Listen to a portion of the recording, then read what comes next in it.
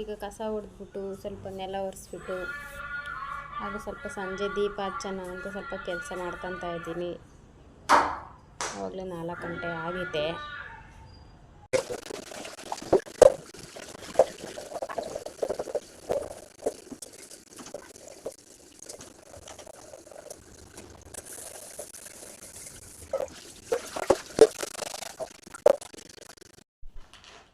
Biscuit ತಿಂತಾಯಿದ್ದೀನಿ. ಮಾರಿಲೈಟ್ biscuit ಮತ್ತು coffee. ನನಗೆ coffee ಅಂದರೆ ತುಂಬ ಇಷ್ಟ.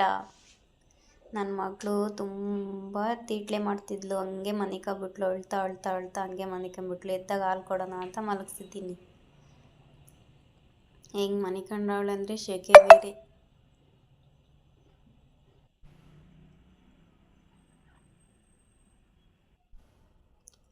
ಕಾಫಿ ಕುಡಿದು ಮುಂದೆ ಏನು ಕೆಲಸ ಅಂತ ನೋಡೋಣ. ಸ್ಟವ್ ಆನ್ ಮಾಡಿ ಒಂದು ಪ್ಯಾನ್ ಇಟ್ಬಿಟ್ಟು ಕಾಫಿ ಪಾತ್ರೆನೇ ಇಕ್ಕಿದ್ದೀನಿ. ಒಂದು ಗ್ಲಾಸ್ ನೀರು ಹಾಕ್ತೀನಿ.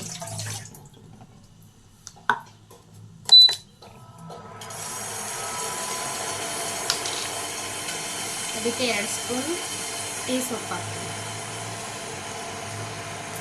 ಇದು ಚೆನ್ನಾಗಿ ಹದ ಆಗೋವರೆಗೂ ಚೆನ್ನಾಗಿ ಬೇಯಿಸ್ಬೇಕು. ಚೆನ್ನಾಗಿ ಮಳ್ತಿದೆ, ಇನ್ನೂ ಚೆನ್ನಾಗಿ ಮಳ್ಬೇಕು. ಏನಕ್ಕೆ ಇದು ಮಾಡ್ತಿದ್ದೀನಿ ಅಂದರೆ ತಲೆ ಹೇರ್ಗೆ ಮಾಡೋಣ ಅಂತ. ಇದು ಮೆಹಂದಿ ಪುಡಿ ಮತ್ತು ಟೀ ಸೊಪ್ಪು ಚೆನ್ನಾಗಿ ಬೆಂದಮೇಲೆ ಚೆನ್ನಾಗಿ ಬೇಯಿಸ್ಬಿಟ್ಟು ಸೋಸಿಬಿಟ್ಟು ಅದಕ್ಕೆ ತಣ್ಣಗೆ ಮಾಡಿಬಿಟ್ಟು ಇದನ್ನು ಹಾಕಿ ತಲೆಗೆ ಹಚ್ಕೊಂಡ್ರೆ ಕಲರ್ ಆಗುತ್ತೆ, ಚೆನ್ನಾಗಿರುತ್ತೆ, ಸ್ಮೂತಾಗಿರುತ್ತೆ ತಲೆ ಕೂದಲು. ನೋಡಿ ಹೇಗೆ ಮಾಡ್ತೀನಿ ಅಂತ ತೋರಿಸ್ತೀನಿ. ಎಷ್ಟು ಚೆನ್ನಾಗಾಗಿದೆ. ಆಫ್ ಮಾಡ್ತೀನಿ. ಹಾಗೆ ಸೋಸ್ಕೊತೀನಿ. ಒಂದು ಲೋಟ ಈ ಗ್ಲಾಸಲ್ಲಿ ಒಂದು ಗ್ಲಾಸ್ ಹಾಕಿದ್ದೀನಿ ನೋಡಿ, ಇಷ್ಟೇ ಎಷ್ಟಾಗಿದೆ. ಈ ಥರ ಸ್ವಲ್ಪ ಹಾಕಬೇಕು, ಆ ಥರ ಕುದಿಸ್ಕೋಬೇಕು. ಇದಾದಮೇಲೆ ಇದನ್ನು ತಣ್ಣಗಾಗಲು ಬಿಡಬೇಕು. ನೋಡಿ ತಣ್ಣಗಾಗಿದೆ. ಈಗ ಪೌಡ್ರನ್ನ ಕಟ್ ಮಾಡ್ಕೊಂಬಿಟ್ಟು ಪ್ಯಾಕು ಎಷ್ಟು ಬೇಕಷ್ಟು ಹಾಕತ್ತೀನಿ.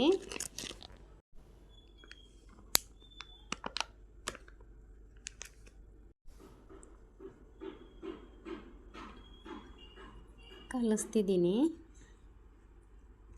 ತೀರಾ ತೆಳ್ಳಗೆ ಮಾಡಬಾರ್ದು, ಆಮೇಲೆ ಮೈ ಮೇಲೆಲ್ಲ ಸೋರ್ಬಿಡುತ್ತೆ. ಸ್ವಲ್ಪ ಗಟ್ಟಿಗೆ ನೀಟಾಗಿ ಹಚ್ಕೊಳ್ಳೋ ಥರ ಕಲಿಸ್ಕೋಬೇಕು. ನೋಡಿ ಈ ಥರ ಫೈನಲಿ ಕಲಿಸಿದ್ದೀನಿ.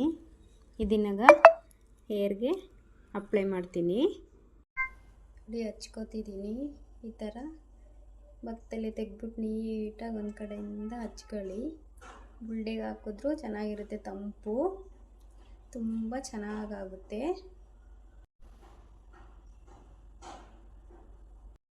ನೋಡಿ ಫೈನಲಿ ಈ ಥರ ಬಂದಿದೆ. ಹಚ್ಕೊಂಡಿದ್ದೀನಿ ಈ ಥರ ನೀಟಾಗಿ. 1 ಅವರ್ ಬಿಟ್ಟು ವಾಶ್ ಮಾಡ್ತೀನಿ. ನನ್ನ ಮಗಳು ಎದ್ದಿದ್ದಾಳೆ, ಅದೇನು ತೀಟೆ ಮಾಡ್ತಾಳೋ ಗೊತ್ತಿಲ್ಲ. ತುಪ್ಪ ತಿಂತೀಯಾ? ಸರಿ ಆಯ್ತು. ತುಪ್ಪ ಅನ್ನ ಬೇಕಂತೆ ಆಟ ಮಾಡ್ತಾವಳೆ.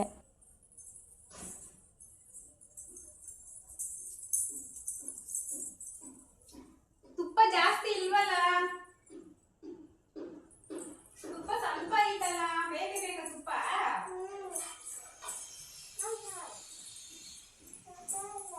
ಆಯ್ತು ಹೇಳ್ತೀನಿ.